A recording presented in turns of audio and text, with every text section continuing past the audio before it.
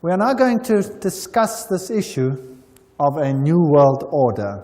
As we saw in Revelation chapter 17, the kings of the world give their power unto the beast.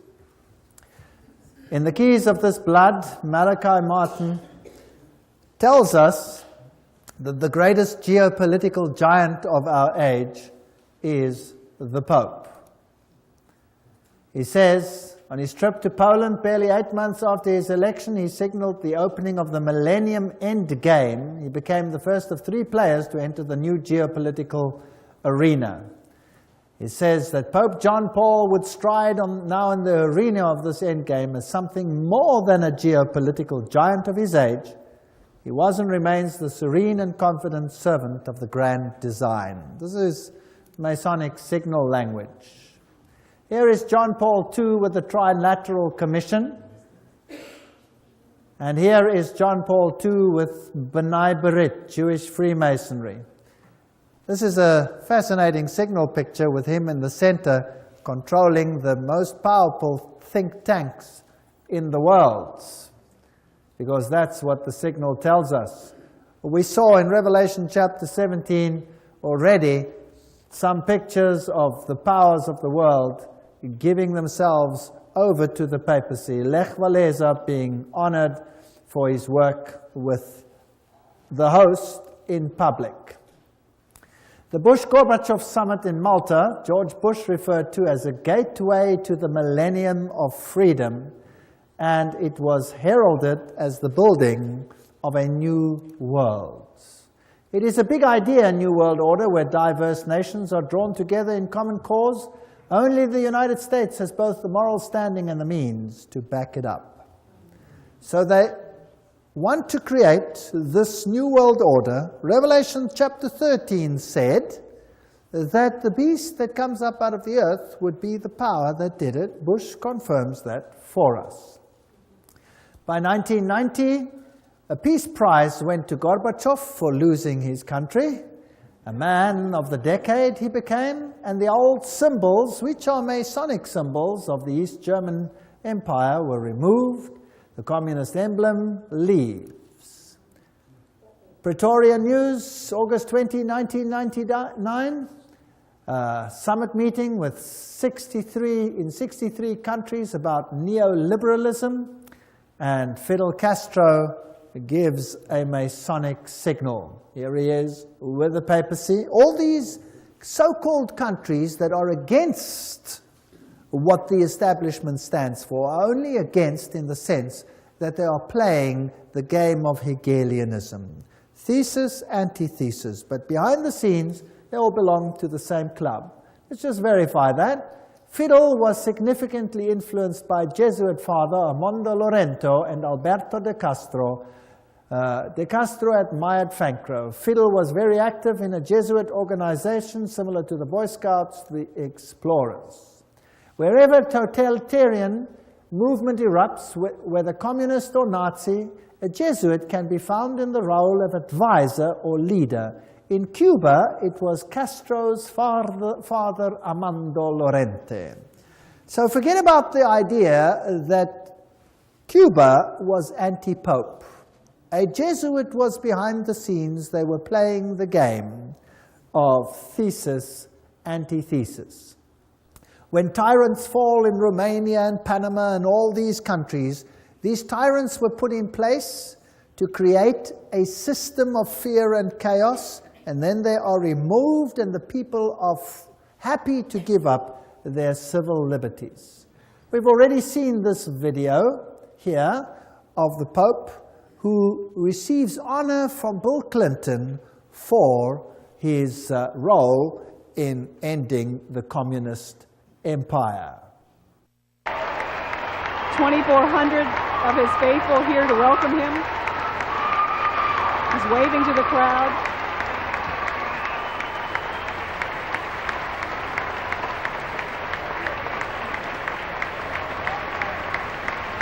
Archbishop Regali is alongside the Pope as he shakes hands with the First Lady.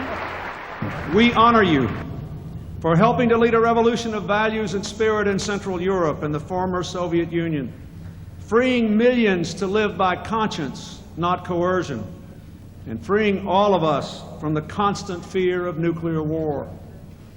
Your Holiness, on behalf of all of us gathered here today, indeed on behalf of all the people of our beloved nation, we welcome you back to America. Ladies and gentlemen, His Holiness Pope John Paul II and the Vice President of the United States and Archbishop. Pope declares the European community heaven sent. Very fascinating. Konrad Adenauer, who was the German Chancellor at that particular time when this was being devised, well, he is to be declared a saint. Can you believe that? He is to be declared a saint for his work. Pope declares EU heaven sent. And saints at the moment, Roman Catholic principles, they are to be declared saints. Now, to bring about the European Union, they had Maastricht. Maastricht is a Roman Catholic little town in a Protestant country in the Netherlands.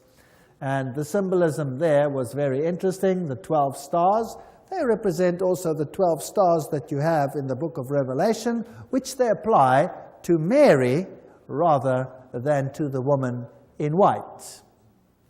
It is also fascinating that the European Union issued a poster which was posted all over Europe where they had the Tower of Babel under construction. Can you see that?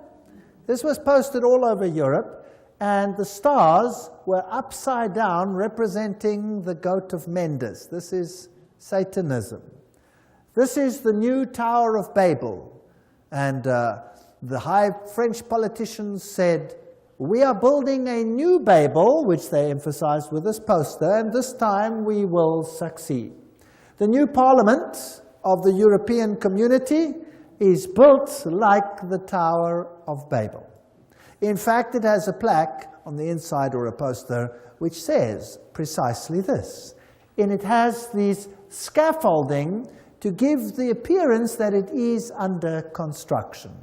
This is rather arrogant.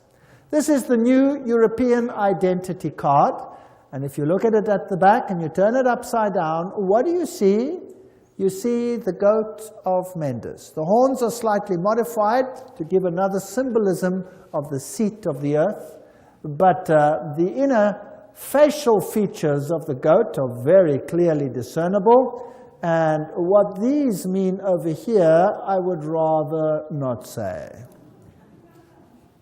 If we look at the high politicians of Europe, those that played the role in all of this, they are Masonic. That is a Masonic handshake between Schröder and Kohl, signifying the new Mason is taking over where the old Mason is leaving. So just as we saw that Kerry is a Skull and Bones member in America now, and the present president is a Skull and Bones member, it doesn't matter which one is going to win.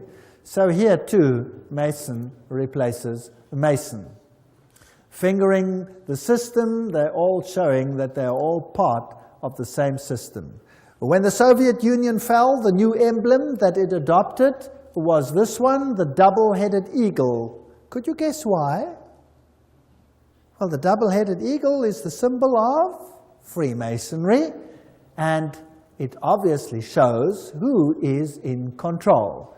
The queens, the kings of the world, as we have seen, all of them are high Masons and subject to the Roman pontiff.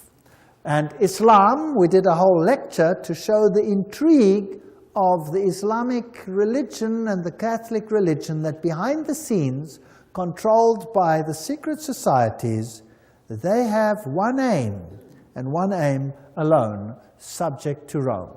So what is all this war about with Islam? Who are these people who are pulling the strings in the world? And why are people being rubbed up between them? From the rock stars of the world, the Bonos of the world, to the political leaders of the world, everyone seems to be bowing down to the papal Caesar. from the east to the west. The Islamic world is currently being set up as the synthesis in the religious world, pitted against the Judeo-Christian culture as the antithesis, and then out of this must come a synthesis, where all of them will unite. This is a website. There is the actual website underneath. And this one, I believe, fairly accurately says who's who in the zoo. Adam Weishaupt, Astor, Pike, Carnegie, DuPont, Harriman, Bertrand Russell, Ted Kennedy. These are the Illuminatis of yesteryear and today. George W. Bush, of course, he's a Skull and Bones member. That's a sub-organization of Chapter 322 of a German organization, the Illuminati, therefore. Bundy, Habsburg, Freeman, Teng Hui, Hillary Clinton, Alan Greenspan, Rockefeller, Rothschild, Wahlberg. These are the bankers in the system, the negotiators, Lord Carrington, Jimmy Carter, Henry Kissinger, Lord David Owen, Richard Holbrooke. These are 33-degree Freemasons, or Knights of Malta, or Bilderbergers, Committee of 300. They all belong to the same club. If we look at Franklin D. Roosevelt, Cecil Rhodes, Engels, all of these, Trotsky, Stalin, Marx, Hoover, all of their affiliations, Grand Orient Lodge, for example, Grand Orient Lodge, Lenin was Grand Orient Lodge, Truman 33-degree, Willy Brandt 33-degree, Winston Churchill. We've seen many of these before. Helmut Kohl, Committee of 300, Francois Mitterrand, 33-degree Freemason. He is not alive anymore. Yitzhak Rabin, Yasser Arafat, 33-degree Freemason. These are fascinating details. Shimon Peres, Ronald Reagan, George Bush, Gerald Ford. I showed you Gerald Ford's signature where he signed for himself that he was a 33-degree Freemason. There it is. I photographed it in the lodge. And the Carters and these great political people in the world, the Schröders, the Netanyahus, the Gorbachevs, there is Saddam Hussein listed as a 33-degree Freemason. Now, that is somewhat strange, wouldn't you say? King Hussein, Al Gore, Tony Blair, all of these issues. Look at Saddam Hussein over there. Here's a picture of Saddam Hussein. And this is a picture that was beamed on national television during the war, of what he looked like. Now, they also said at that stage that they weren't sure whether this was pre-taped. That means it could have been pre-taped before the war even took place, because if they are insiders, they would know who's who and what is going to happen. Now, there is a very interesting rumor about this man. Have a look at his face, and have a look at the fact that he has no beard.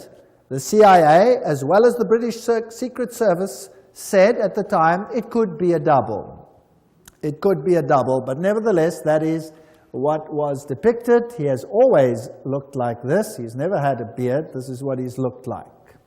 Then they find, finally, Saddam Hussein's hideout, a filthy place, they say, and they arrest the man and show him on national television. After that, one does not hear too much.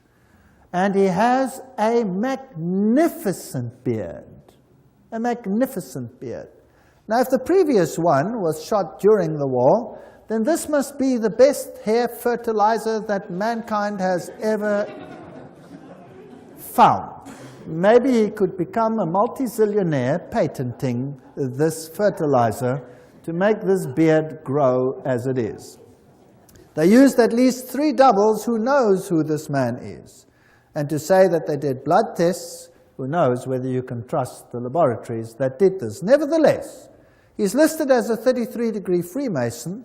There are plenty of questions regarding this man, and there is no evidence except for his family that is safely living in exile. Royalty, Prince Bernhard of the Netherlands is 300, Committee of 300, and here Prince Beatrice and Prince Bertil, the Queen, of course, Prince Philip, all of them high Freemasons, Mengele, Walt Disney, all of these individuals. The world is really run by these individuals.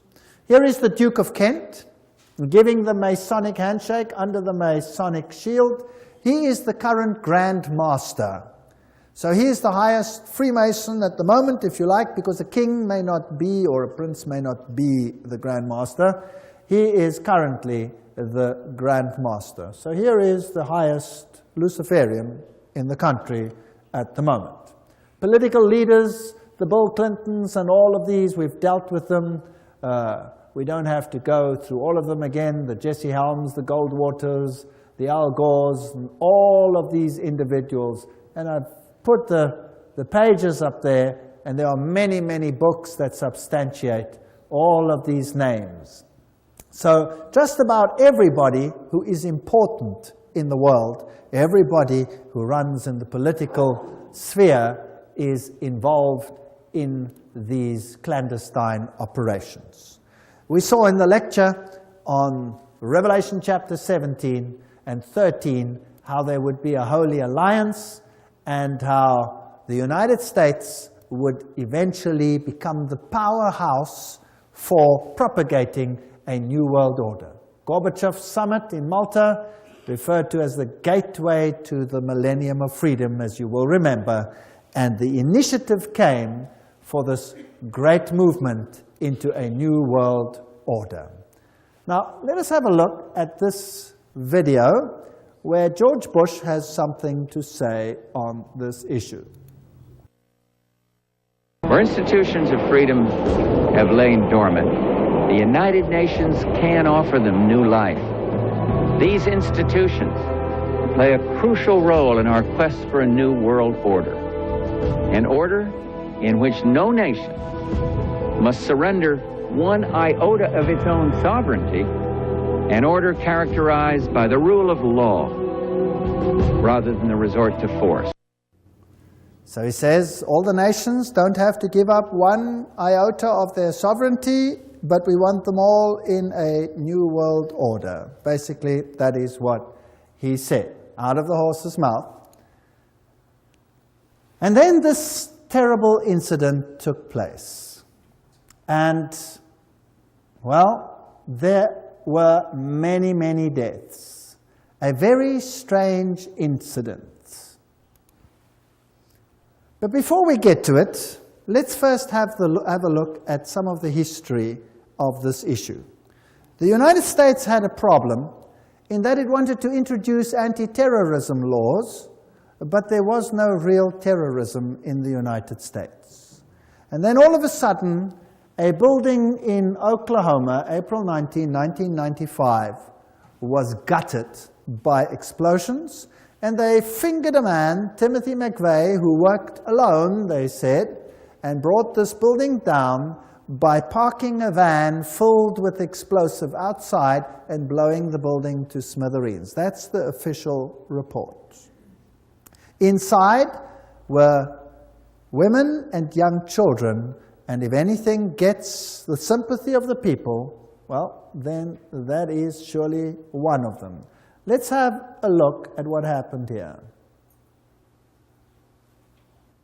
Through federal authorities that a second bomb has been found inside that federal building in Oklahoma City. It was an explosion at 9 o'clock this morning that did that damage you're looking at right there. That was in the federal building did go off. It did the damage that you see right there. The second explosive was found and diffused. The third explosive that was found, and they are working on right now as we speak, I understand, both the second and third explosives, if you can imagine this, were larger than the first. First bomb that was in the federal building did go off. It did the damage that you see right there. So you heard there on national television that a second bomb went off and it did the damage that you saw over there. They found a third explosive device within the building. The official report, however, says what? That there was a van outside with explosives. Now, I was not there. I was not there. So I'm not going to set myself up as a judge as to what happened over there. I can merely say what the report said, what the news said, and then we'll ask some questions, and you decide what happened over there. Timothy McVeigh apparently worked alone, just like in the Kennedy case, and he blew this place up. But eyewitnesses say, no, they saw two individuals, and they saw this truck on a previous day, and they had a number. But when this building exploded, there was no real crater where this truck is supposed to have exploded. Now, if a truck explodes outside the building, there must be a crater, and the building must implode. But the building didn't implode, it exploded. And that was done by a device on the inside, as you heard over here. So now, to fit the case and to say it was a truck, the people said, well, surely if it was a truck, then there must be some parts left of that truck. I mean, an explosion doesn't just get rid of every piece of a truck. It might be in smithereens, but there should be a piece of an engine block or something like that. There was nothing. Eventually, the pressure became so great that a CIA agent jogging 4 blocks away stumbled over the rear axle of the truck and found it. But the problem was, how do you identify this rear axle as part of that truck? Now, they had a registration number, and fortunately, the number was on the rear axle. Now, nowhere in the whole world do you put registration numbers of vehicles on rear axles. So this is a strange issue. But anyway, he was fingered as the sole one. But there is so much suspicion surrounding this explosion, and then eventually a firm got the contract and they gutted that building before there was any possibility of looking into what happened at that particular event. Then came another event, the Twin Towers. Now, what happened after the first event? After the Oklahoma bombing, the United States, within just 5 days, had anti-terrorism legislation. And that anti-terrorism legislation gave powers to the President of the United States where he could suspend the Constitution. But it didn't give powers where the United States could unilaterally enter any country in the world to do as it pleased. For that, it needed a war-footing legislation, as was the case with Pearl Harbor. There needed to be an incident. Well, an incident arrived in that the Twin Towers were destroyed. President Bush speaks to the United Nations General Assembly November 10, 2001. We must speak the truth about terror. Let us never tolerate outrageous conspiracy theories concerning the attacks of September the 11th. Malicious lies that attempt to shift the blame away from the terrorists themselves, away from the guilty. Now, isn't it interesting that George Bush there said, let us not tolerate conspiracy theories that shift the blame away from the terrorists themselves. Why? Because so many people started believing that everything was not right with these particular issues. Now, let's have a look at the first hit. When this happened, the first airplane struck. We've been preparing for this kind of event for nearly a decade. We've had presidential directives. It's a project called Homeland Defense. We are, as we have been saying this morning, in a...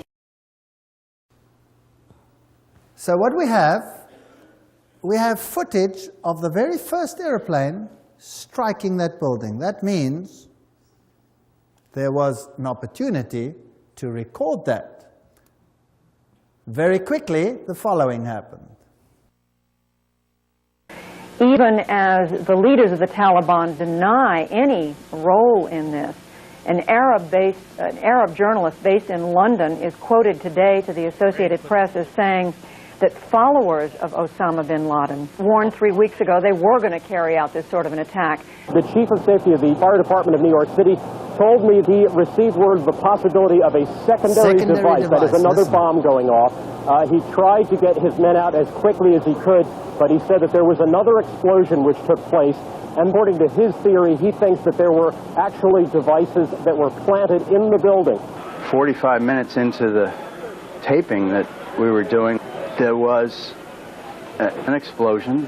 It was way up where the fire was, and the whole building at that point bellied out in flames, and everybody ran. I was about 5 blocks away when I heard explosions, 3 thuds, and turned around to see the building we just got out of, antenna tip over and fall in on itself. And then all of a sudden it started like it sounded like gunfire, you know, bang, bang, bang, bang, bang, and then all of a sudden 3 big explosions. All right, so the eyewitnesses said that they heard secondary devices, bang, bang, bang, bang, and a series of explosions, and then these buildings came down. Demolition experts said that this is exactly what happens in a controlled demolition. You see, when an aeroplane strikes, there was a huge fireball, and the fireball is the burning of all the fuel on board the aeroplane. So there was nothing left there to explode. What was responsible for the secondary explosions? If we look at the setup, you will see there are the Twin Towers, and there are buildings all around, and these buildings were either slightly damaged or not seriously damaged. And then there is a road, and there's another building over there called building number 7, and that building came down sometime afterwards, although nothing hit it. And not much was ever said about that. What caused building number 7 to implode? Let's watch it. Okay, now watch 8 close. hours after the Right here first it is. plane crash, a third building at the World Trade Center collapses. This one, the number 7 World Trade Center building. This is a look at the flying Now debris you'll see from the number 7 down, tower. You're going to see and that watch the almost explosion coming down the coming this street way. toward the camera. Number 7 tower at the World Trade Center. The CIA would have been in there normally, but they had, of course, abandoned the building when the event, the catastrophe occurred. So who would have been in that building? The CIA would have been in that building, but they had evacuated the building. And 8 hours afterwards, the building comes down in a controlled, it seems, implosion. Now, nothing hit that building, and these are very strange questions that we have to consider. After this event, there was a Canadian response. And there was a great resolution passed at the United Nations last night that might bring about a new order in the world that would be better for all of us. All of this was brought upon us in a single day. And night fell on a different world. A world where freedom itself is under attack. So the Canadian response was this could bring about a new order in the world, as it was decided at the United Nations after a meeting. Gary Hart, what did he have to say? There is a chance for the President of the United States to use this disaster to carry out what his father, a phrase his father used, I think, only once, and hasn't been used since, and that is a new world order. Tim, your life is going to change, but more important, your son's life is going to change forever. America will never be the same after September 11th. We've been preparing for this kind of event for nearly a decade. We've had presidential directives.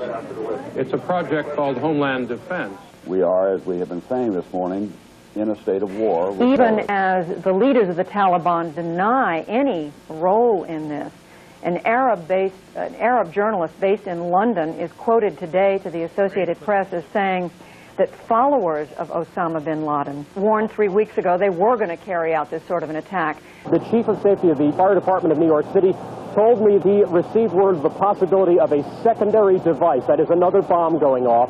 He tried to get his nuclear, but he said that there was another explosion which... All right, that's enough. We've seen the buildings coming down. We've heard that while these things were still happening, the American government had fingered the culprits. A bunch of terrorists, naming their names, about 25 of them altogether, and the whole plot had been resolved by the end of the events that unfolded that day. An amazing piece of detective work after the event while it was even happening. Now, again, let me say, I was not there. So let me tell you what has transpired and what people have said about these issues in the world, what has been published and what is fact that cannot be disputed. And then I don't make a judgment because I wasn't there. You make the judgment based on the facts. This is the story. They say the terrorists were of Arab extraction, and they mentioned the names of the passengers on these aeroplanes, which were United Airlines aeroplanes. And the mastermind behind the scene is a man by the name of Atta, who is fingered as the one who received instruction on how to fly an aeroplane. Well, when they released the names, immediately there was a hue and cry from the Arab countries because 5 of the terrorists, supposed terrorists, mentioned that they were very much alive and well and couldn't have been on the plane. Right? Very important. They were alive and well and couldn't have been on the plane. How did they know that Atta was the mastermind? You see, on his way to the airport, he had just happened to leave his documents in the taxi that was transporting him. So they had his documentation. Which terrorist would leave his documentation behind? That is the one question. The next point that is very interesting is that they have evidence that he was the man because he wrote a suicide note. This is all fact. This is all published fact, what I'm saying now. I'm not making this up. This is all referenced. This is a fact. You decide the rest for yourself. Now, he wrote a suicide note. And this suicide note, he then placed within his suitcase. And then he handed in the suitcase, as we normally do when we go onto the aeroplane. Now, which person would write a suicide note that was going to be destroyed in an aeroplane crash? Does that make any sense? So the fact of the matter is they have a suicide note. But now the question is, if he handed in his suitcase to be put on top inside the plane, how come they have the suicide note? Well, just by chance, this is the one suitcase they forgot to put on the plane. And that is how they have his note. How do they know there were Arab terrorists in there? Because a passport. Nothing else survived that plane crash, but a passport fell out, and it happened to be a burnt-out passport, which still could identify one of the terrorists. This is very circumstantial. Now, as these airplanes, with absolute precision, struck those twin towers, their black boxes were totally obliterated. These are of titanium and are designed to survive such crashes. There is no evidence of them whatsoever. They have been totally destroyed. So we have a very strange situation. What hit building number 7? Nothing hit it, but it came down in like fashion. And there is plenty of evidence that there were possibly secondary devices in the buildings, as you heard from the commentators themselves. So what about the infrastructure of the airplanes? Well, there are certain parts lying there, so there was definitely a situation where those planes hit that particular building, because you have wheels and all kinds of components of the airplanes surviving even those crashes. With those tremendous explosions, there were parts of these aircrafts everywhere. Every time an airplane crashes, there are huge pieces of fuselage and etc. which remain, and they sometimes can fit all these things together, and that was also the case at the Twin Towers. 3 days before those buildings came down, 3 days before, the shares in the airlines had been sold at a turnover such as had not existed ever before. And certain banks bought these. So somebody might have been tipped off that something was going on. And then a very interesting case, there was a man in your country, in Canada, who happened to be in prison. And they had caught him in a gambling situation, and they imprisoned him, and he said, "Let me go, I am clandestinely working for the CIA. I'm an agent, I was investigating money laundering, etc., etc., etc." And they would not let him go. Then he gave the names of his contacts at the CIA, and the CIA was probably embarrassed because of this situation and denied knowledge of it, and he was very angry because he felt he had been stabbed in the back. And this very often happens in this industry.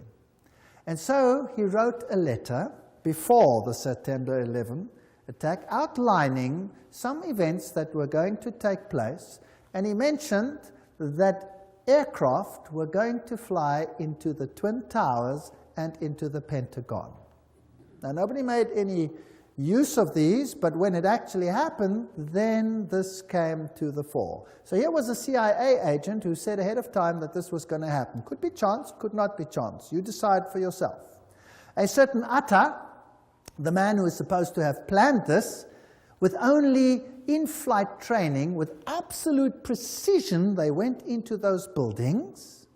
This is an amazing story. Received funds, $100,000 from Pakistan's secret service into his bank accounts. And they worked very closely with the United States. So here had been a transfer of money, but the plot doesn't end there. Das Böse sitzt im Pentagon. Facts. The evil sits in the Pentagon. Now, who is this man that wrote this? This is the political scientist Thierry Meyssan from France, and he has some very interesting to say. Who was it? What happened over here? How come they had all the names of all these people, and yet there is no real evidence that these people were actually on board? Here's the story. I'm just giving it to you with the passengers, the machines that flew into these Twin Towers. And then there's this fascinating case of the other aeroplane that went into the Pentagon. And here are the pictures that were published. The dates were strangely wrong. They were September 12, but apparently they said it's because they released them the next day. And what you see is smoke over there. There are no debris pots, nothing. Here is a piece missing, no picture. There you have an impact of a flame, and you have this fireball over here. That's it. If you look then on the lawn, this is all that was found, but no part of a United Airlines aircraft. No parts, nothing. Nothing whatsoever. This is the hole that was seen after the event, and most of this hole happened well after the event. So the question is, why are there no aircraft parts? Again, all the black boxes disappeared. There were no black boxes that survived, and the hole is way too small for something like that to actually have happened. Because nowhere in the world, even in the Lockerbie disaster, there was a case where there were no aircraft parts. Nothing. There was just nothing. What is even more interesting in this situation is when you look at this, when the United States rules the world, the Catholic Church will rule the world. Archbishop Quigley, 1903. Let me go back to this September 11. To rule the world, you have to be able to have access to the entire world whenever you want to, however you want to. Now, this aeroplane that struck the Pentagon, and the other one that fell by chance, did you know about that? The other one that fell, and apparently there were terrorists on board that were overcome by loyal citizens. The interesting part is that that aeroplane struck the ground and never struck any building. It came down.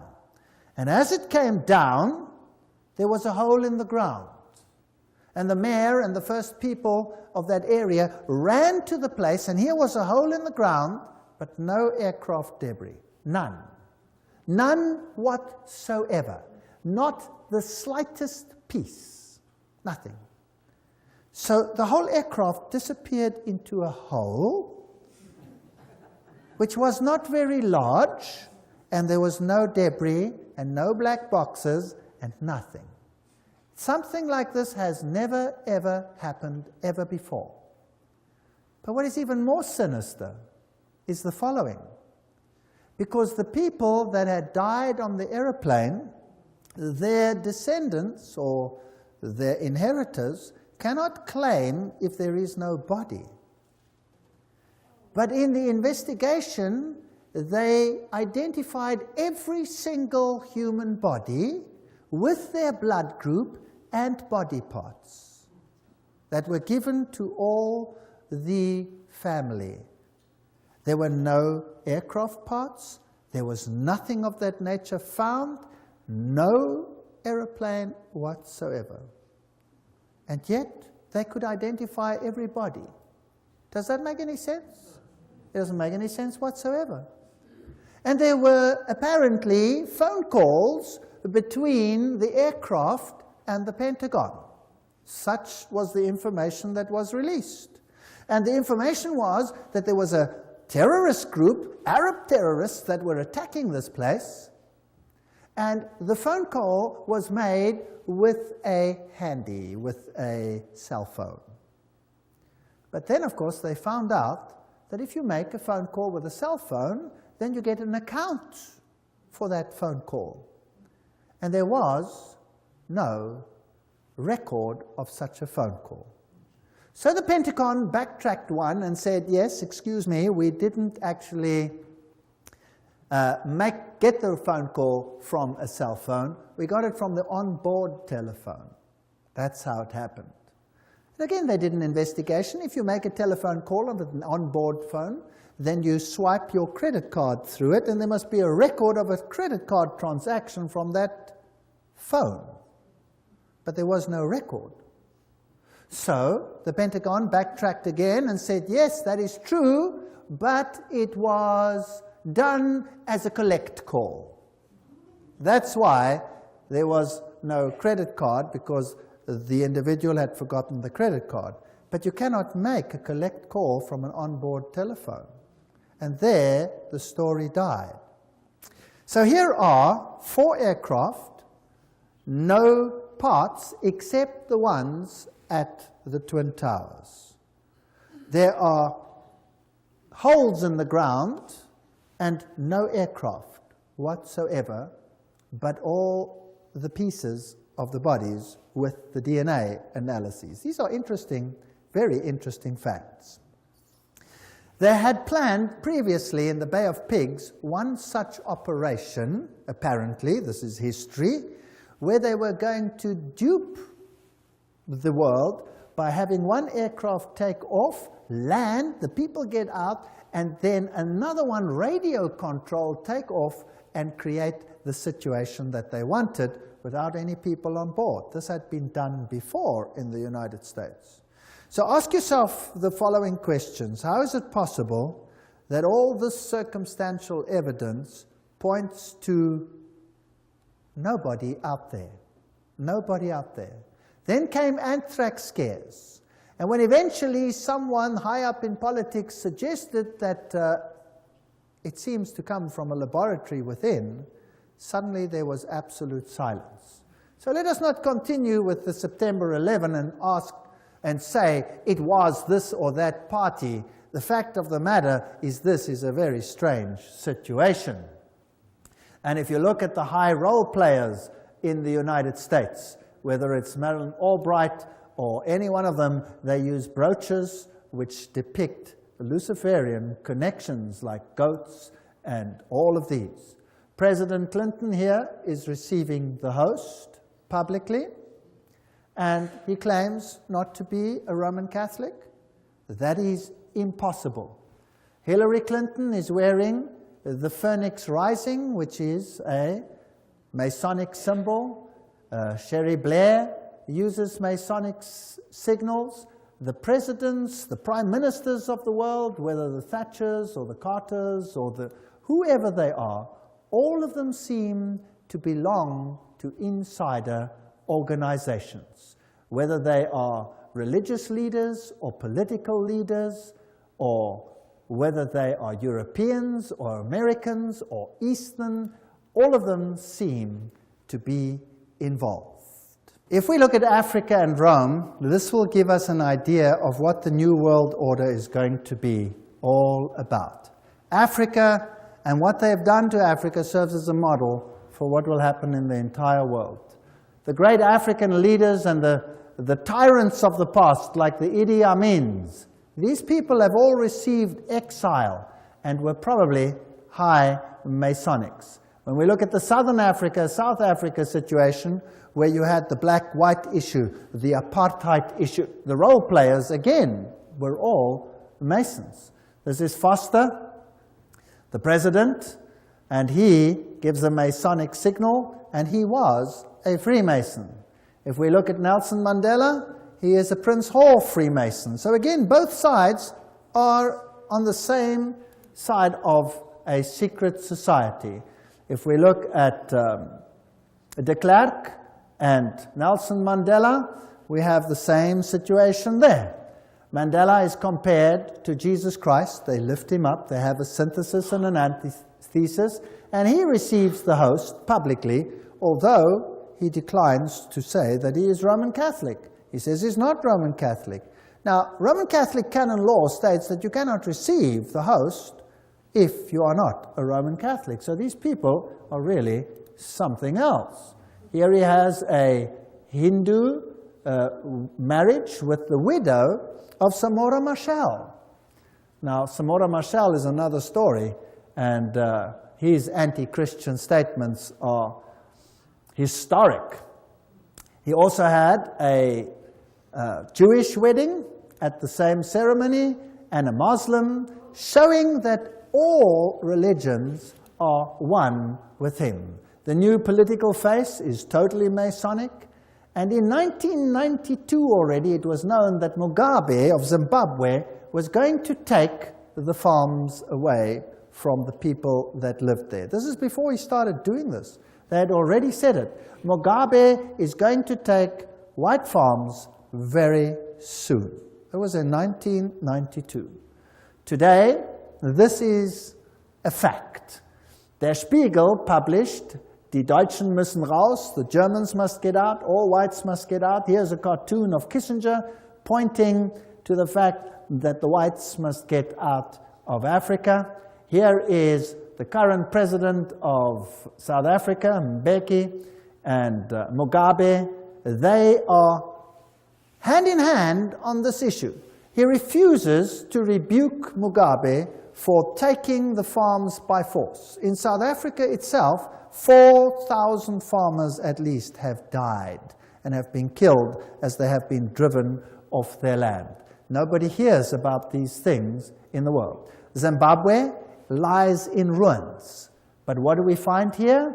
A tremendous building going up, and what is it called? The Jesuit province of Zimbabwe. So the Jesuits are totally in control in that country. Jesuit School of Philosophy and the Humanities, brand new buildings, while a country lies in ruins. They're preparing for a final order. And all the black leaders are in the same level as all the European and American leaders. They all belong to the same club. Now, what is this new world order? Here is the new South African coat of arms, where you can see the phoenix rising out of the ashes, the crown of Mitra with the 7 rays. All the symbolism points to the same thing. I'm going to run you through the new economic order of the New World Order. And these are now quotes from Roman Catholic sources themselves. And I would like to tell you that you haven't experienced anything yet. Waiting to come to you. And I can tell you what it feels like because I have experienced it.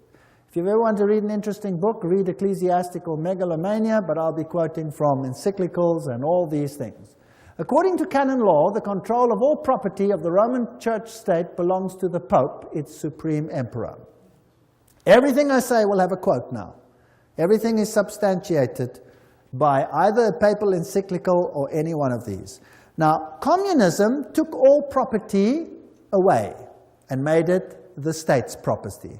Capitalism says the property belongs to the individual and nobody has the right to take it away. Now, if that is thesis and antithesis, then something in between is what we will want. So the Pope condemned communism, but he also condemns capitalism. The New World Order will be something in between in the name of fairness. So let us have a look at these issues. The economic thought of the Roman Catholic Church, private property. Thomas Aquinas wrote no treatise on economics, but his thinking based on that of Aristotle is foundational for understanding the economic thought of the Roman Catholic Church. Every time there is a quote. Now, what did Thomas Aquinas say? Roman Catholic economic thought is developed by the popes in their encyclicals and by the Roman Church state councils, has been a contributor to 1. Feudalism, guild socialism in Europe during the Middle Ages, fascism in Italy, Spain, Portugal, Nazism in Germany in the 20th century, interventionism and redistributive state in the West, including the United States in the 20th century, and liberation theology in Latin America and Africa in the 20th century. What does this mean? Thomas Aquinas said, the possession of all things in common is natural law. Thomas wrote, the possession of all things in common and use of universal freedom are said to be of the natural law, because to wit the distinction of possessions and slavery were not brought in by nature, but devised by human reason for the benefit of human life. Now what does all that mean? It simply means property is for common good. You may own it, but it is for common good. The community of goods, wrote Thomas, is ascribed to natural law, not that the natural law dictates that all things should be possessed in common and that nothing should be possessed as one's own. So you may possess things, yes.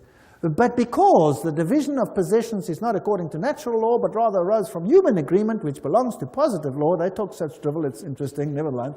Hence, the ownership of possessions is not contrary to natural law, but an addition thereto devised by human reason. Let's continue. Thomas wrote, hence, whatever certain people have in superabundance is due by natural law to the purpose of succoring the poor. Okay, now we're getting there. You may possess things, whatever you possess, but whatever you possess more than you need is there for the common good of those that don't have. Does that make sense? Now, what if you create two classes of individuals, the rich and the poor? Or what if there is a situation where you have two classes, the rich and the poor? You can go across the world and you can look at the rich nations and the poor nations, and you will find that the rich nations are all the Protestant nations. Have you noticed that? All the Protestant nations are the rich. Now, what if you had a plan to disinherit them all, so that you would again be ruler and they would have to come and beg at your feet for anything like that? Now let's have a look at this, how this unfolds. For the purpose of succoring the poor. Because the goods of some are due to others by natural law, there is no sin if the poor take the goods of their neighbors. Thomas wrote, in cases of need, all things are common property, so that there would seem to be no sin in taking another's properties, for the need has made it common. Okay. Now, there's the aspect of sharing. If I see my neighbor in trouble, as a good Christian, I will help him out, right? Yes. But now we're looking at law. So if my neighbor has need, and who determines the need? He determines the need. I have need. I have a need. I have a need of a television, and I don't have one, and you have one. And you have money, and you can go and buy yourself another one. I have need of your television. Can he then take it without being a sinner, yes or no? According to this, yes. What if you have a car and he doesn't have one? He can take it without sin, according to Thomas Aquinas. Now, this was a long time ago. Surely this doesn't apply today. Well, we'll see. Not only is such taking of another's property not a sin, it is not even a crime, according to Thomas. It is lawful for a man to succor his own need by means of another's property by taking it either openly or secretly Nor is this, properly speaking, theft and robbery. It is not theft, properly speaking, to take secretly and use another's property in a case of extreme need, because that which he takes for the support of his life becomes his own property by reason of that need. In a case of a like need, a man may also take secretly another's property in order to succor his neighbor in need. Oh, this gets very interesting. Now, did you know that if I leave my property unattended in South Africa and somebody moves in, I cannot throw him out? He's in because he has need. That's the law. And you think that is a South African law? No, that is a British law as well. That is a law virtually all over the country now, but it's not being implemented because the situation is not such yet that it has to be implemented everywhere. Once you start opening the borders and millions of poor people start coming in, well, then there will be great need. What did they do with need overseas? So, in South Africa, people go on holiday, they come back, their house is occupied. And they can't throw the people out. Because their property is in their name, they have to pay the bills, they have to pay the rates, they have to pay all those things, but need made it common, therefore that man can move in. Is that the situation? Yes, it is. It gets worse. The Roman Catholic doctrine of private property is echoed in the 19th century communist slogan, from each according to his ability to each according to his need. Can you see the Roman Catholic doctrine there? Human rights are more important than property rights. It was the creed of Lyndon Johnson's Great Society. We shall take from the haves and give to the have-nots who need it so much. Lyndon Johnson said that. What continent is that? It appears in the literature of fascism, Nazism, liberation theology, interventionism, and socialism. The universal destination of goods. This is John Paul II's expression of it in 1987 in an encyclical called On Social Concern. It is necessary to state once more the characteristic principle of Christian social doctrine. The goods of this world are originally meant for all.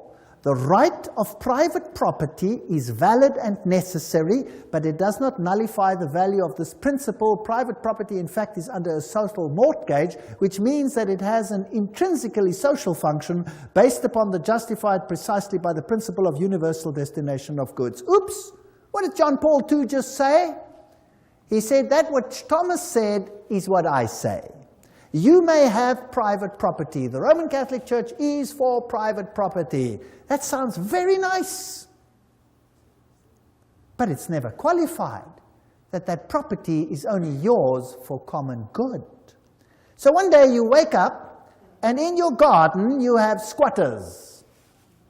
And you call the police and you say, hey, or you go out and you say, get off my property. And they say, let me alone or I'll blow your head off. Hey, you go to the cops, you say, cops, come help here, people are squatting on my land. Sorry, they have need. You have too much land anyway, live with it. Okay. Pope Paul VI made the point quite clear in 1967 encyclical on the progress of people. Each man has therefore the right to find in the world what is necessary for himself. This gets interesting. The recent Council, Vatican II, reminded us of this.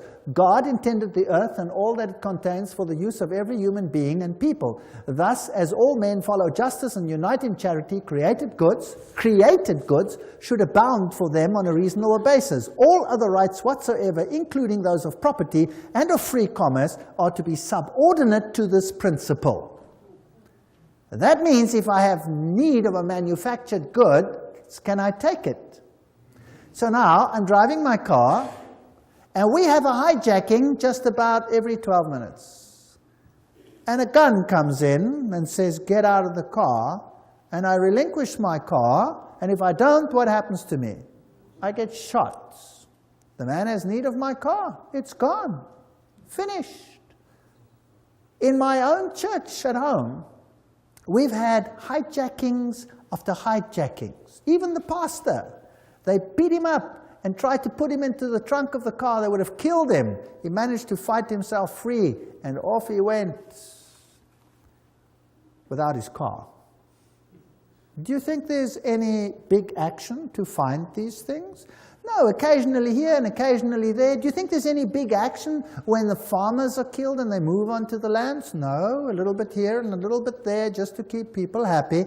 But basically nothing is done and the police hands are cut off. The law says that. There's nothing you can do. The other day, two cyclists were traveling along when they were hijacked by 5 gunmen demanding their bikes. So they took out, they were armed because they expect this is becoming like the Wild West, and they defended themselves, injured one, and got away. And guess what? The 2 cyclists are in jail. Yes, serving a sentence for injuring someone without need. They could have given them the bicycles. That would have solved the problem. You see how the law has turned upside down? Gaudium et Spes, the Vatican II Constitution, Pope Paul quoted, explains at greater length. If one is in extreme necessity, he has the right to procure for himself what he needs out of the riches of others. Now, who defines necessity? Since there are so many people prostrate with hunger in the world, the Sacred Council urges all, both individuals and governments, to remember the aphorism of the Fathers. Feed the man dying of hunger, because if you have not fed him, you have killed him. Therefore, because private property is immoral, all men, individuals and governments have the moral obligation to redistribute goods held unjustly by property owners. Have you heard of redistribution of goods lately? Have you heard of it many times lately? Yes, there is going to be a redistribution. All goods includes not just goods found in nature, but manufactured goods as well. John Paul II declared that all men must have access to those goods, quote, which are intended for common use, both the goods of nature and manufactured goods. I own nothing. Only on paper do I own anything. The state rules supreme.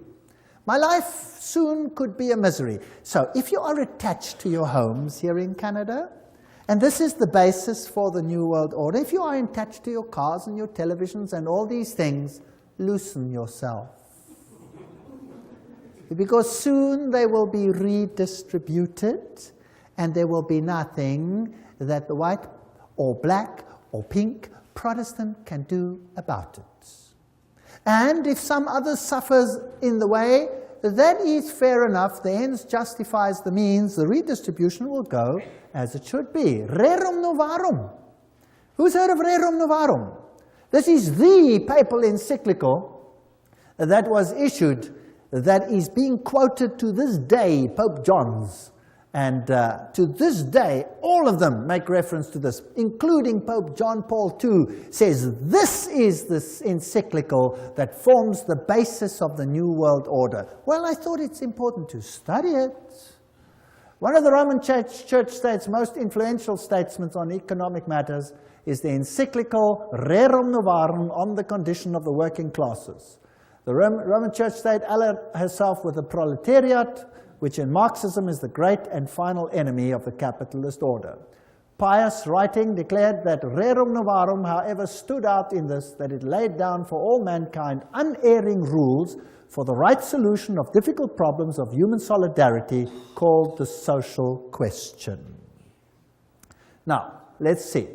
By far the most notable evidence of this social teaching and action which the Church has set forth through the centuries, undoubtedly, is the encyclical Rerum Novarum. Issued 70 years ago, the norms and recommendations contained therein were so momentous that their memory will never fall into oblivion. John, Mater e Magistra, the papacy speaking. Pope Pius told us that the encyclical Rerum Novarum was instrumental in ending laissez-faire capitalism in the 20th century by ushering in an era of effective interference by the government. Have you got this? Let's see how it ends up. Rerum Novarum was the voice of moral authority needed to ensure the development of effective interference by all governments in the 20th century. How many governments? All. Pius wrote, "It is not surprising, therefore, that under the teaching and guidance of the Church, many learned priests and laymen earnestly devoted themselves to problems of elaborating social and economic science in according with the condition of our age. Under the guidance and light of Leo's encyclical, Rerum Novarum was thus involved a truly Christian social science, which continues to be fostered and enriched daily. Tireless labors, all these people, labors, now note carefully, of those picked men whom we have named the auxiliaries of the church. So everybody working in the secret societies, the Opus Dei, the Knights of Malta, the Knights of Columbus, all of these people working, those picked men, to bring this about. Nor were there the only blessings which followed from the encyclical. The doctrine of Rerum Novarum began little by little to penetrate amongst those who, being outside Catholic unity, do not recognize the authority of the church. And these Catholic principles of sociology gradually became the part of the intellectual heritage of the whole human race. Where are we going? I'd like to know. Thus too we rejoice that the Catholic truths proclaimed so vigorously by our illustrious predecessor are advanced and advocated not merely in non-Catholic books and journals, but frequently in legislative assemblies and in courts of justice. Those picked men whom we have named the auxiliaries of the church who have been instrumental. This is John Robbins writing. Who are they? Under fascism, property owners may keep their property titles and deeds, but the use of their property is, as Leo wrote, common. Fascism is a form of socialism that retains the forms and trappings of capitalism, but not its substance. This is basically what it boils down to. When we speak of reform of institutions, the state becomes chiefly to mind, not as if universal well-being were to be expected from its activities. And what is the state going to do in all of this? The experiment with economic freedom, Pius wrote, must end. And economic life must again be subjected to planning and government. Who wants to control your economic life? Government. John Paul II wrote in his Sollicitudo Re Socialis on social concern, it is necessary to state once more the characteristic principle of Christian social doctrine. The goods of this world are meant for all. Private property is under social mortgage. These are the things which will be controlled. He wrote, a faithful echo of the centuries-old tradition of the Church regarding the universal purpose of good. In today's world, wrote the Pope, we are faced with a serious problem of unequal distribution of the means of subsistence originally meant for everybody. Then came liberation theology, and Pius wrote an encyclical on atheistic communism, an age like ours, where unusual misery has resulted. Who created the misery? They created it so that they can create the solution which they want. So, in Africa, they elevate a few and suppress the masses. Then they turn it around and they create the situation that they want. They create communism, they create the chaos. Out of the chaos, they create the social order which they want. So the second reign of terror was supported by the papacy. Father Camilo Terres, who was shot in 1966, declared, the Catholic who is not a revolutionary is living in mortal sin. Pope John Paul II wrote in 1968, the Church does not hesitate to defend fearlessly the just and noble cause of human rights and to support courageous reforms leading to a better distribution of goods, including earthly goods such as education, health service, housing, and so forth. Now we come to human rights. What did we read about in the French Revolution? What's going to be the standard of the world? Human rights. You have a right to property. You have a right to anything that you have need of.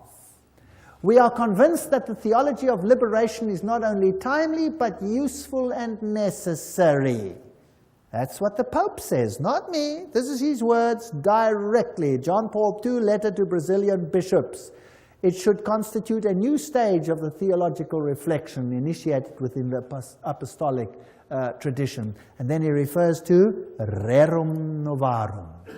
Franklin Roosevelt, when he was elected, he made Professor Ryan part of his administration. Now, who was he? Ryan wrote in 1931, The workers have a claim upon industry for all the means of living from the time they begin to work until they die. When industry does not do it directly, then it is the business of government to enforce it upon industry. See how it starts? Right. Now, let's look at some of the human rights. You have a right to freely found unions for working people. You have a right to culture, a right to emigrate, a right to immigrate, a right to food, a right to clothing, a right to rest, a right to medical care, a right to just wage, a right to life, a right to safe environment, a right to personal security of workers, a right to family life, a right to private property, highly qualified, of course. A right to common use of all goods is just thereafter, so that means nothing. A right to work, a right to pension, a right to old age, insurance, a right to association, a right to security, a right to integrity, a right to social services, a right to strike, a right to choose a state of life freely, a right to found a family, a right to education, employment, good reputation, respect, appropriate information, a right to the upright, blah, blah, blah, protection of privacy, right to rightful freedom, professional training, quality, right to adequate health care. Oh, it's laborious. How do you control that? How do you control it? If you're going to control every aspect of that, then you must control every aspect of a person's life. You will not be able to go to the toilet in future without making a triple application to the Vatican. They're going to control every single aspect of your lives. That's what they're going to control. And government is going to become super huge. Now, where's the money going to come from? From you. Now, when the money comes from you, what then happens to your wealth? It gets less and less and less and less. That means the middle class will disappear. How many classes under Catholicism in the Middle Ages? 2. There was a feudal class, the Goyim, and there was the upper class who controlled everything. Now, if we take employment, in my country, employment was running at almost 50%. In Germany, it was running at point-something%. And then it went up to 2, 3, 5, 10, 20%. Now unemployment is rife in Europe. Why? Because all the East Bloc countries are now being incorporated into Europe, and there must be redistribution of wealth. And so it's coming down, down, down, down, down.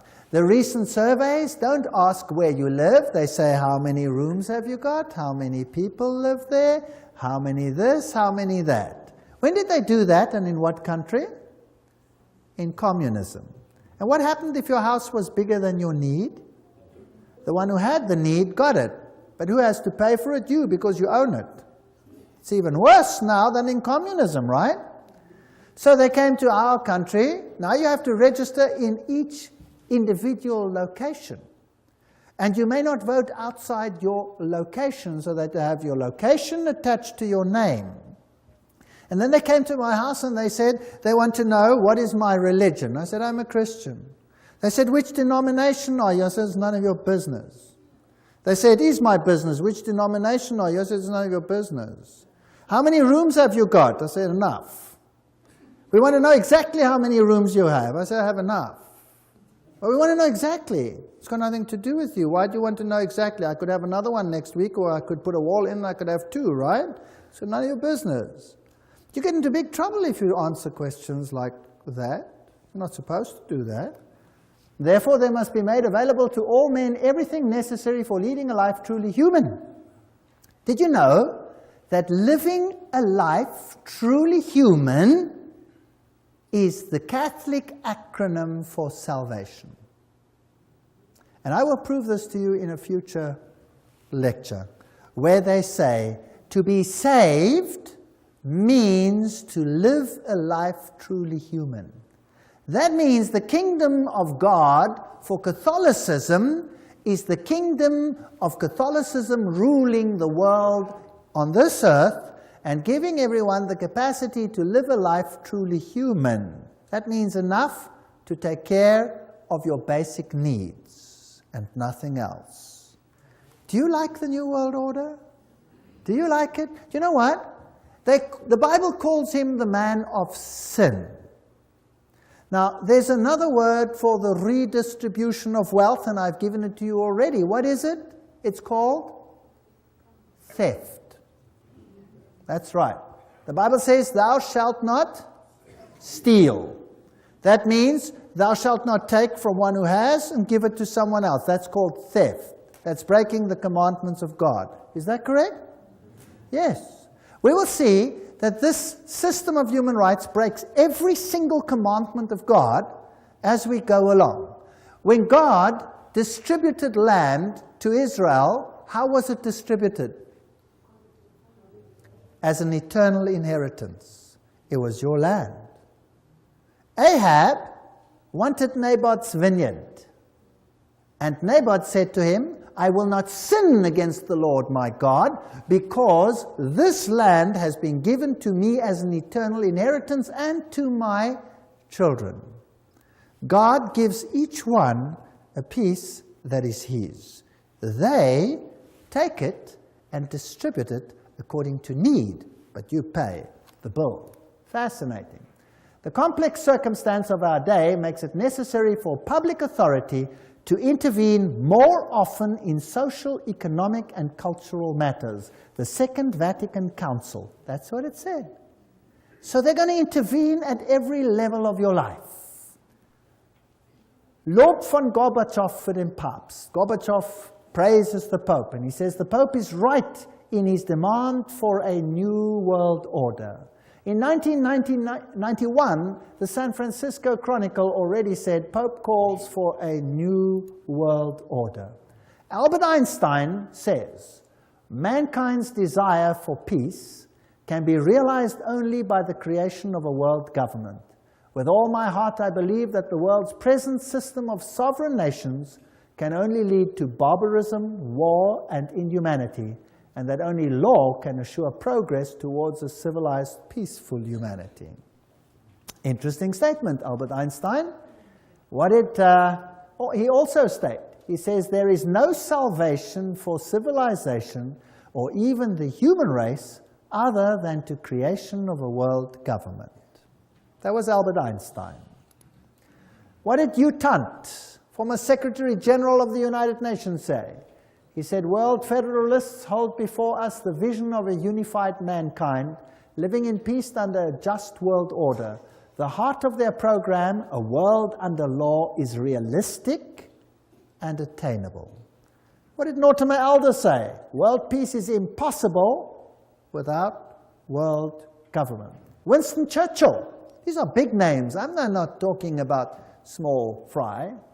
The creation of an authoritative world order is the ultimate aim towards which we must strive. Charles de Gaulle, nations must unite in a world government or perish. How do you do that?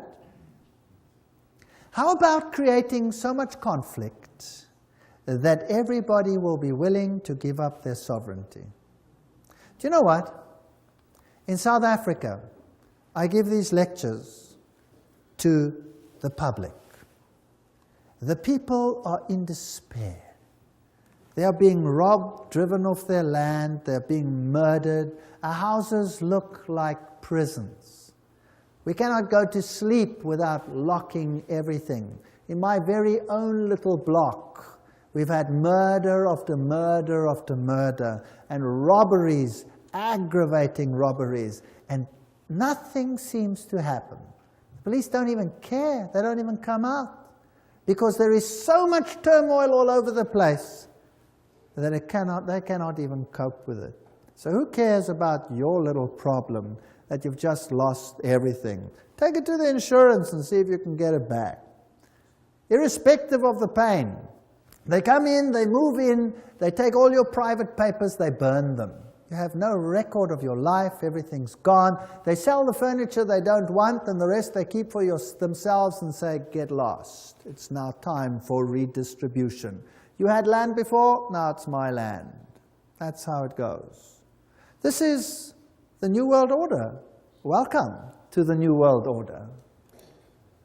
Bertrand Russell, the only possibilities are now world government or death. The Humanist Manifesto, too, urges us to move towards the building of a world community.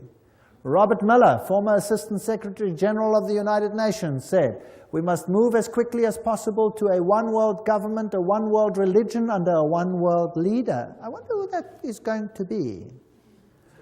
These are big, big names that I'm putting on the screen. These aren't speculators here and there. I'm often accused for speculating. Well, the biggest speculators are these people themselves. And what about this man?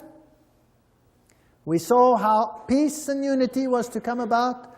It was great. A great feeling of excitement, peace. of peace, Unity. of love. Peace, love, and unity. Unity. Yes. Unity? Yes. All nations will come and worship before you, Lord, and worship before you,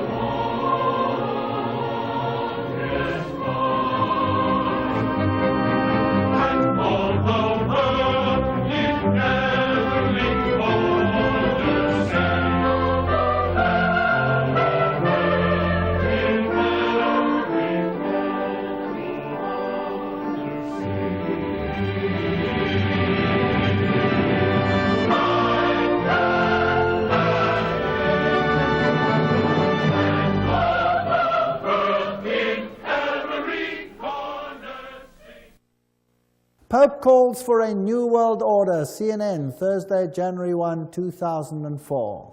He made his whole New Year's speech revolve around the new world order.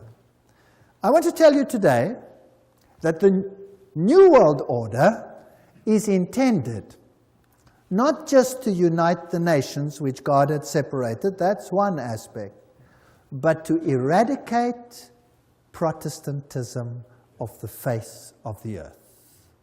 And particularly that form of Protestantism which refuses to bow to the papal Caesar. That form of Protestantism will have to go.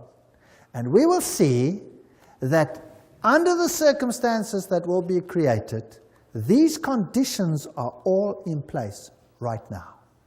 It is all there. And I will put it on the screen for you, so don't miss the next lectures. Now we're getting into hot territory. I'll put the quotes on the screen where they will tell you who the problem children are going to be. And don't think it's Islam. It's someone else. Don't miss the next exciting episodes. But before I go, I would like to remind you that Jesus said that this was going to happen. And if I know, and if I understand with my whole mind and with my whole heart, that Satan, because the dragon gave him his power and great authority, is setting up his kingdom here upon this earth, then instead of becoming disillusioned, frightened, hysterical, I know that the time must be very short. Isn't that right? And I know that the Lord must be coming very soon. So, as far as I'm concerned, I have distanced myself from my property. If I literally had to come home next week and find my wife somewhere in another little room and my house occupied by whomever, then I will say, tough cheese, it's going to blow up anyway, who cares? It's going to be destroyed when the Lord comes by the brightness of his coming. Why not take it now? Have fun while you can. And I'll move on somewhere else. I don't mind building a tree house for a little while. That should be okay. If they take my cars, well, that's okay too. We'll get another one, and if we can't afford another one, we'll walk. Who cares? I really don't care anymore. But people who are losing things become desperate, and what do? They commit suicide. by the thousands, people are committing suicide. If they understand this message, and they understand where we are going, would they then commit suicide? No, they gather hope. They say, wow, so we're part of a big exciting end game. And this is exactly what is happening. People are getting hope, and they're giving their lives to the Lord Jesus Christ, and they are saying, Lord, save me, not only from my sin, but save me from this world. I am longing for your kingdom. Do you know what the government policy is in the kingdom of God? I've already told you. Everyone in the kingdom of God gets a dwelling place in the city built by who? By God. And it has your name on it. Did you know that? You have a city dwelling. In the new world, what happens? God says, no longer will they build houses and others live in them. So what are you going to do? They will build houses, says the Bible, and they will plant vineyards. And no longer will you plant vineyards and others eat of them. What does that mean? That means you will have a country dwelling where you will have a farm which God will bless. And who does it belong to? To you. For how long? Forever. Forever and ever and ever and ever. That's God's policy. So who cares about what they're going to do? Who cares? And eye has not seen, nor ear has heard the wonders that God has prepared for them that love Him. That does not just include the glory of seeing our King in heaven. It includes everything that goes into making life pleasant. And the new kingdom is worthy of waiting for. Really. I look forward to the new kingdom of God. It'll be a great place. And we will unfortunately see this world go from bad to worse. And I don't want to lie to you and say it's going to get better. I'm going to tell you it's going to get worse. Very much worse. What happened in the French Revolution is the forerunner of what will happen in the entire world. There will be anarchy like you cannot believe.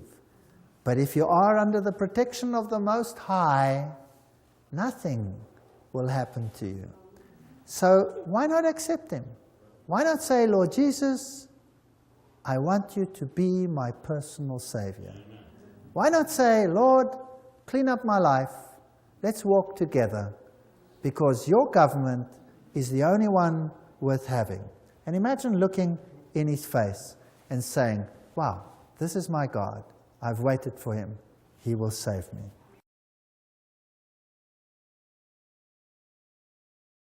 Heroes of Flight 93, the official version, is that this plane was heading, let's say, for example, for the White House or for the Capitol building, but that some heroes on board overpowered the pilot, and then the plane crashed onto the ground, killing all the occupants. Very fascinating stuff. By the way, of all the 4 airplanes involved, no black box has been found. No black box. They are designed to withstand such crashes. There is not one that has remained. Now at Shanksville, what happened here? Now this we don't have in English, it's in German, so subtitles have been put underneath, and you can read it in English as you go along, and we can see what happened. Here the people come, and they now interview the mayor of Shanksville, who was one of the first at the scene, as to what actually was present when they arrived. And you will find something very interesting. Ernie Stahl, der Bürgermeister der nahegelegenen Gemeinde Shanksville, erinnert sich. Well, yeah. Ja, mein Schwager und ein guter Freund von mir waren die Ersten hier. Sie haben in Shanksville an einer Straßenecke gestanden und sich unterhalten. Ihr Wagen stand gleich in der Nähe, und so waren sie die Ersten hier. Dann kam erst die Feuerwehr. Alle waren wie vor den Kopf gestoßen, weil sie zu einem Flugzeugabsturz gerufen wurden. Aber da war kein Flugzeug.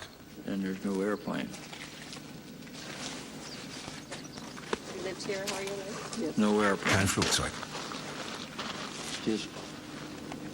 those kinds of things that happen with the president. So at that time of year, you get a lot of expeditions. Sie wurden hier zu der Unfallstelle geschickt und da war kein Flugzeug?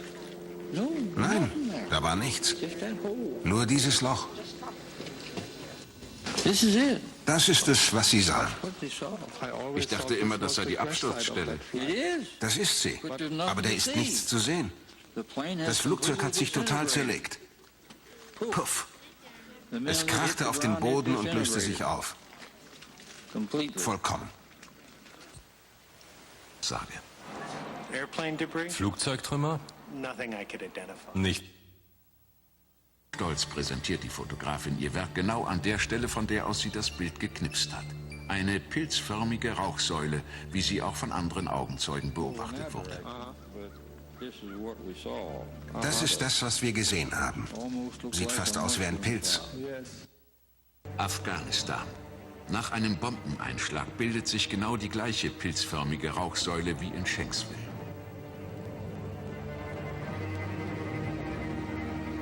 War es doch eine Bombe oder eine Rakete? That's an interesting story. So here you have an interview with the eyewitnesses that come to the crash site, and there's no airplane. But there's a hole in the ground.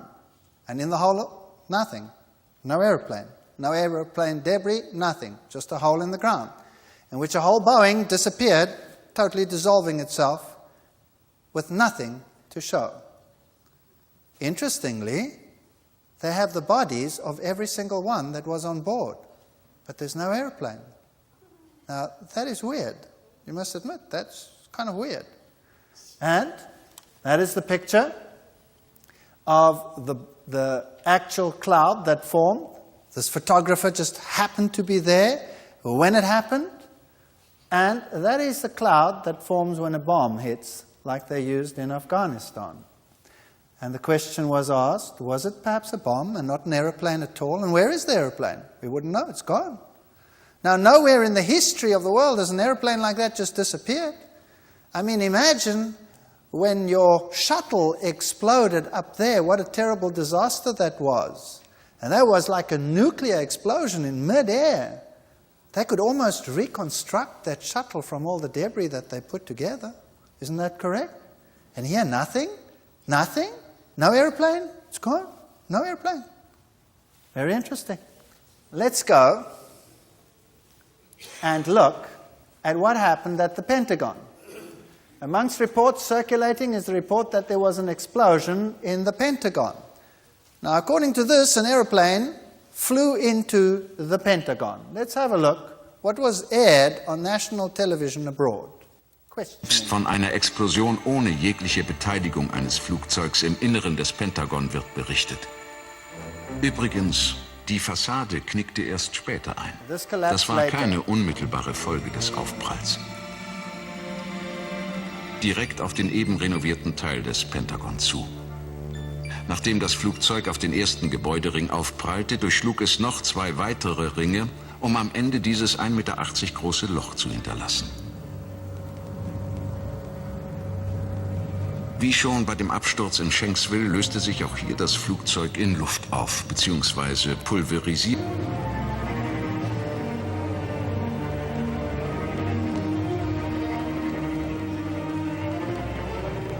Auch nicht im Inneren des Gebäudes. Dafür nichtssagende Details. Eine Uhr, ein verkohltes Telefon, verrußte Räume. Einrichtungsgegenstände. Well, there you have it. That's the second one. Here comes an airplane, crashes into the Pentagon, goes through a hole, leaves a hole 1.8 meters wide. A whole airplane leaves a hole 1.8 meters wide. The rest of it collapsed later. Inside the building, no airplane debris. It's completely dissolved, gone. But there are clocks and there are telephones and furniture. They seem to have survived. Nothing else. No engine block, nothing survived. No airplane. Whereas, if you go to the World Trade Center, where everybody saw the airplanes fly in, what do you find there? This is the situation. Ganz anders die Situation am World Trade Center. Trotz der viel massiveren Zerstörung stolpert man hier förmlich über Flugzeugteile. There was no problem there. That was a massive explosion. If anything should have ripped those planes apart, it should have been there. But there's lots of debris of airplanes. But at the Pentagon, nothing. Not a thing. At Shanksville, nothing. No airplane. Dissolved completely. The fact of the matter is that immediately after these events, the power was granted to act internationally. And you had massive legislation, homeland response, all of these things came in. Now, I'm not saying who it was, I'm not saying what transpired, I'm just giving you the facts as they were, and you decide whether the official version is okay.